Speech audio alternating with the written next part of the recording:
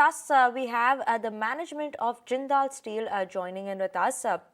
We have Anurag Mantri, the Group CFO at Jindal Stainless Steel, joining with us this morning to decode the Q3 numbers, demand outlook for the second half of the year coming in as well. Thank you so much, Mr. Mantri, for joining in with us this afternoon on Markets at Noon on ET Now. And, sir, I do want to start with one thing is that globally, the demand has been quite tepid, but despite that, the domestic demand has actually been strong. Now, this also justifies the shift in your export-import mix as well. How do you expect the demand to shape up in the second half of the year? Thanks, Vinny. So, as you rightly said, the globally we are seeing in the key economies, we are seeing the recessionary trend, inflationary pressure, continuous aggressive Fed rate hikes. So, all these are keeping demand on a subdued in the global markets. Stainless steel for India is a very good growth story. India is the fastest developing market, and it's the stainless steel is the fastest growing metal across the world still, and India is the fastest growing market for stainless steel. So that's the reason if you see even in this quarter, we actually, despite the global pressures, we actually managed to capture the demand across segment in domestic market, which is auto, railway, infra, and the pipe and tube segment. So all these three actually has contributed us to almost highest ever domestic volumes of almost 95% in this quarter, which if you see quarter on quarter, we have still delivered almost 23% volume growth, which is one of the unique in the metal companies, if you see in the quarter two earning season. So overall, what we still feel that probably I think quarter three, quarter four are continue to be on these trends in terms of the similar volumes. And we expect that probably FY23, where our earlier guidance was almost 5 to 10% down from the FY22 volumes, earlier based on the export duty and various other global factors. But now we expect at least FY23 volumes to be flat, and we will be able to achieve the FY22 volumes in FY23. And that's how quarter three, quarter four should look positive overall. Pricing, what is the sense that you get? Have you seen better pricing coming into the next quarter? Because last 2 quarters, it's all been about higher raw material prices and not being able to pass on.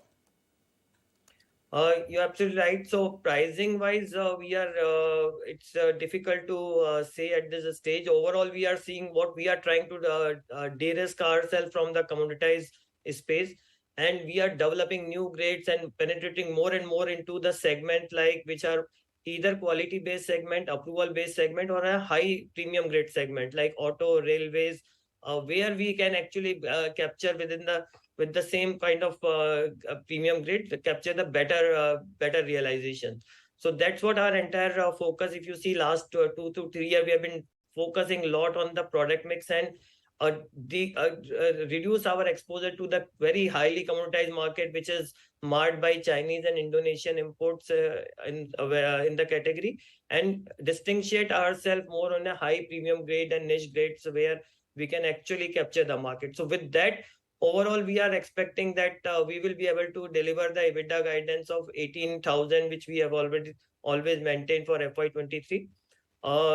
Despite all these challenges of the continuous imports and export duties, the market, but with the blended basis, what we are working as with a healthy product mix and portfolio mix, we will be able to deliver 18,000 rupees per ton of EBITDA margin in FY23.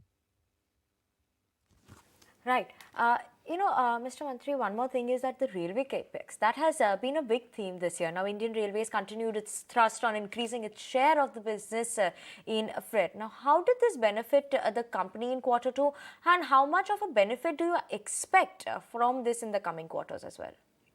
Oh, a very good question, Vinny. I think railway has been very thrust area. In fact, post the budget Gati Shakti initiatives, and the railway, we are seeing a big puller for stainless steel on multiple fronts. One is that overall railway is increasing its share in the freight business, which is pulling the wagon demands, which is one of the key stainless steel using user sector. Second is this all entire Vande Bharat trains, which are entirely made of stainless steel, which is also expected to pull up the good demand, which should that. Metro, I think there is a huge investment of almost 80,000 crore in next 5 years has been announced for in the various metros. And metro Right. In terms of what's really happening in terms of demand, can you just tell us? Because, made to Stainless. That's also going to be a good demand. yeah, got the points. Demand in the sense of Yeah, railways so I was or just going to tell you overall that, demand. yeah, I was just coming and completing the question that can you talk to us about demand? Because, you know, as soon as you take price hike, prices become normal. We are seeing domestic demand is good.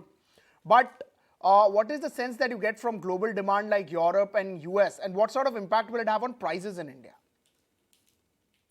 See, Europe and US demand is are under pressure right now, and it's difficult to predict. But expectation is that Q4 onwards, the those markets should also start opening up. But it's difficult to predict. But domestic side, I can tell you that stainless steel, because of the various demand puller like railways, you mentioned the autos, which are coming up, which are the new uses of the stainless steel, which are actually getting traction where we have a very strong foothold. We have a quality because we actually operate in a very quality segment. So we have approved quality for all the across the auto railways, the infra segments, which is expected to continue strong. In fact, India is still being catered by almost 30 to 40% by imports. So we continue to see a good demand and space into Indian market, which we will continue to capture, and more gradually Indian customer psyche is also moving towards the quality product, which should also benefit us because our space is really not to compete on price, but more on a quality commitments and giving the quality products. Okay, Mr. Mantri, thank you so much for joining in with us this afternoon on Markets at Noon, giving us an insight of what we should be expecting from the company going ahead. That was the management of Jindal Stainless Steel for you all. But on that note, we're going to slip into a very